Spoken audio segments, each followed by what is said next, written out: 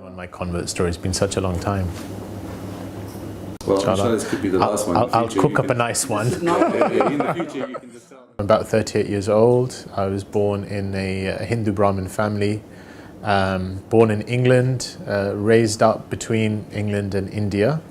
I embraced Islam about 23 years ago.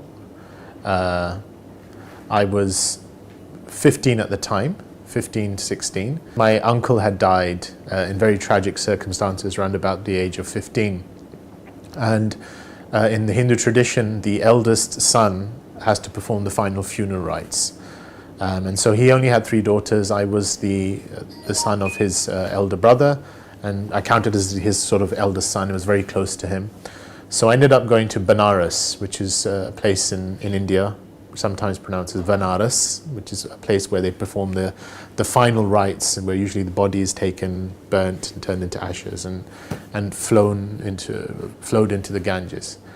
So I went there, and I had to do a series of rites for my uncle. And at the final point, I even saw the ashes of his body, and I saw this along the ghat, along the area where a lot of bodies are being burnt regularly, and they're turned into ashes and they literally flowed into the water.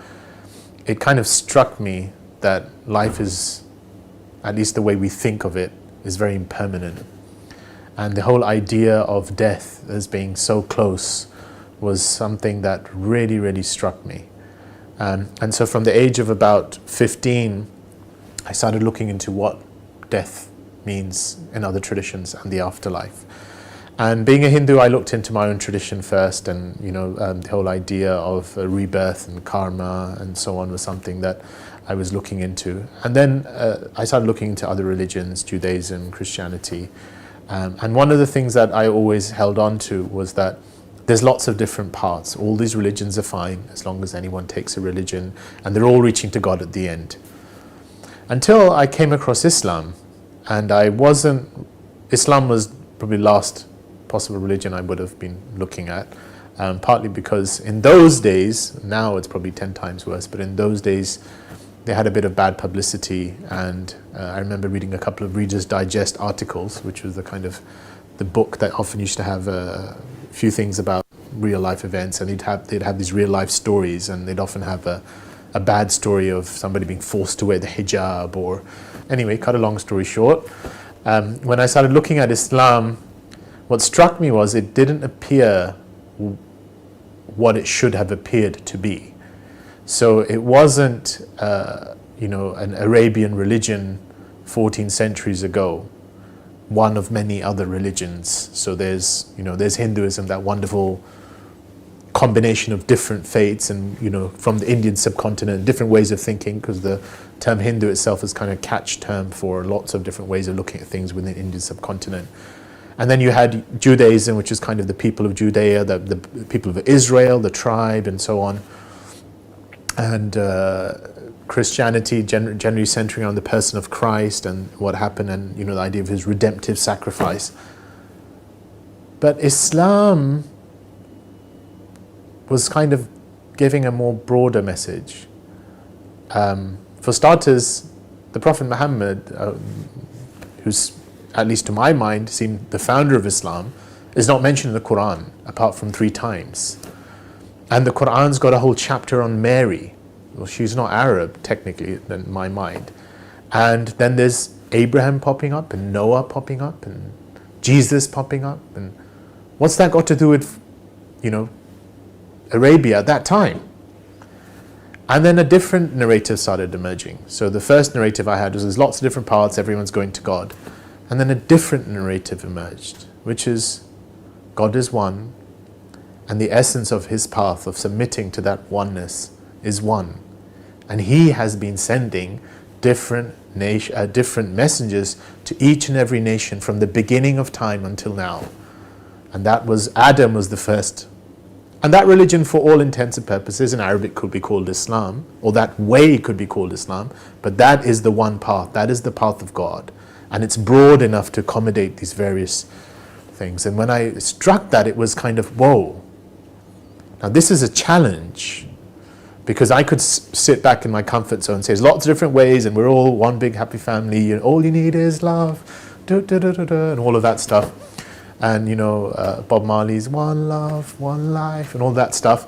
But then I've got this message saying this is it, this is the truth, and this is just the final embodiment. But that truth has been coming from the beginning of time, and it will keep coming because that truth is the message of the cosmos. That truth is the message that's being shown to you over and over and again. And so then it was a bit of a thing. That doesn't fit the Islam that I'm reading in Reader's Digest, or today they could just say the Islam that you see on television, or the Islam that is constantly being bombarded. It's a deeper Islam. It's the Islam of the soul. It's the Islam that at some point it's like I think I know this. And so that process, initially it was a kind of a how do I debate with this? And I had a couple of friends at school who started to get more into their practice of Islam. And so I used to often debate with them women's rights and violence in Islam and all my little things. And I was quite good with words, so I found that I would win the arguments, but when I left them and I went home, I would lose the debate. Because at some point I knew that I was winning with points, but there's a deeper level of conviction that had started to rise in my heart about what's being said. And so the whole process just kept going, and I feel looking back now, God sort of created a conflation of events that were happening at that time. And I was being exposed to Islam in different, people close to me. So my school teacher, she actually embraced Islam. And it was just, my life changed after that. But later on I heard that there's that whomsoever Allah wills to guide, that He yashrah, He gives them expansion. He expands His chest lil Islam, He expands His chest for God. And sometimes there's a term, I think it's called yuqallib, to literally turn a person. And that was my sensation. I literally felt I was turned and I was span, and it was like this sense of expansion. So yeah. And then what was really interesting is the next day when I told people I wanted to become Muslim, and I said what I did, the way you become Muslim, it was just a coming home. It's like, oh, this is me. This is a part of me. This is what I've always known somehow, somewhere I should be doing. Well, during that 7-month period, I think the first part of it was sort of just opening up to, because it wasn't conscious. I don't think looking back I could say that I was deliberately thinking about something. It was just subconsciously, or at that time I was realizing that I'm starting to believe. And then I think the biggest reason why there was a delay, which in hindsight I think was partly because I just didn't think it was possible. I didn't think someone born in a Hindu Brahmin family could actually become Muslim. It didn't seem possible to me. It was not something I could have entertained, because I didn't actually, I don't think I knew of any converts from Hinduism. So I couldn't imagine someone from Hinduism could become Muslim, and at least not in the background that I had. So it was a very relaxed, not very strong, Hindu type, but as is common to many, at least that kind of Hindu upper class Brahmin sort of environment, it's sort of like a very relaxed identity, shrouded on like festivals and just tight-knit family, very close, well off, not many problems. And then why would you do that? Why would I convert? It was not something, it never came to me. And then even as the faith was emerging, it was sort of like, yeah, but it's kind of like growing as a seed. It sprouted, and when it was, I believe this. Now what does that entail? And when that thing happened, then it was always like, this is a bridge. And can I ever cross it? Can I ever actually take that step? I mean, what would my family say? What would anyone say? And then I think what finally pushed it over was that, God actually created an environment around me where I saw other people convert. And someone who I really looked up to, who had converted a year or two before, and his life had literally changed. I was walking with him, and he literally looked at me and he said, "You don't know how long you're going to live. You don't know how much time you've got." And he said, "Don't you want to live your life, or at least profess, say what it is that you believe in to yourself?" There were a lot of challenges that came afterwards that, had I sat and thought about it, probably would have prolonged it a lot more than 7 months. But the fact that I took that step, from that point onwards, I found there is no way that God's support does not come. God's support in the most amazing ways. I think for a lot of converts, the real proof becomes their post-conversion stories, especially when there's so much family pressure against them. You think there's no way, just when you think it's all, I've got no way out, there's some, support coming, the most amazing ways. Post-conversion in the beginning, I mean, my family obviously had a hard time with it. I was 16-year-old. They could not understand why I would do something like that, and it took them a while to actually think there was a genuineness involved and there wasn't a lady somewhere or some kind of drug, fueled project behind my reason for becoming Muslim. But to cut a long story short, there were a lot of trials, there were tribulations, but I ended up going from England to India where my parents were residing. I was there for a couple of years. But I found within that a sweetness and God always providing support just when it got difficult. And then through time, and I think this is something, if I had the chance to give advice to myself looking back and also to someone in that situation, was to take things easy, to try and embody things through their character and the core of Islam, and not feel that they always need to get their point across. Because I did feel very strongly that I really wanted to convey what it was that I knew, without realizing that sometimes your actions and your state speaks louder than your words. And so there was that kind of initial tussle, but I think as my family got to know me better, and my immediate family, and time itself has a healing, is that now, I mean, it's my immediate family really, there's a real closeness. And when I go there, when I visit my parents, it's like, everything is a norm. It's a norm for me to pray there. It's my identities. My mother, refers to me sometimes by a Muslim name.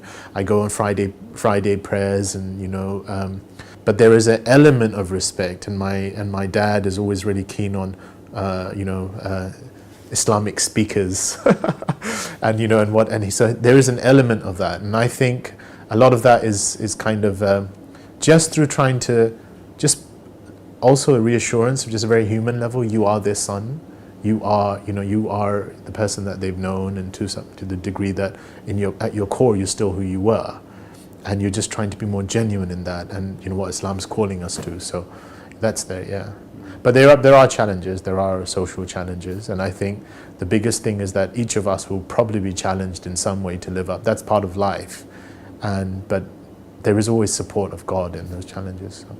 Islam, I wouldn't say changed me, but is continually calling me to change, and is changing me, because Islam is truth.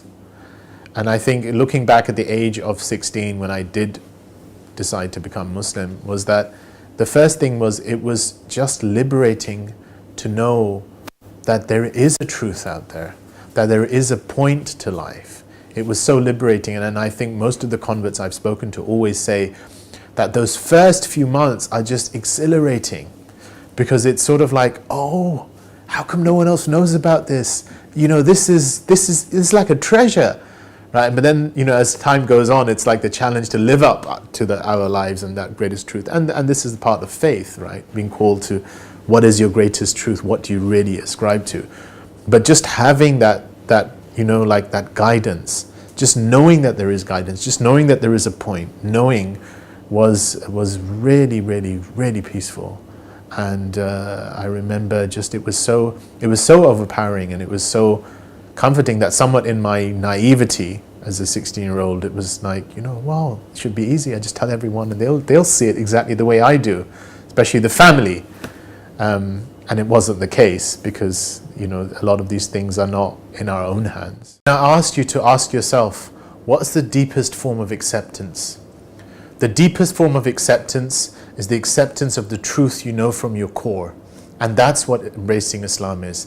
It's about being true to the core of what's asking for us to be accepted. Once you accept that, you'll find God comes in your life and makes things easier, and everything you thought that was impossible or otherwise something to be worried about will become possible, and you'll find a way out. That's my hope. Thanks.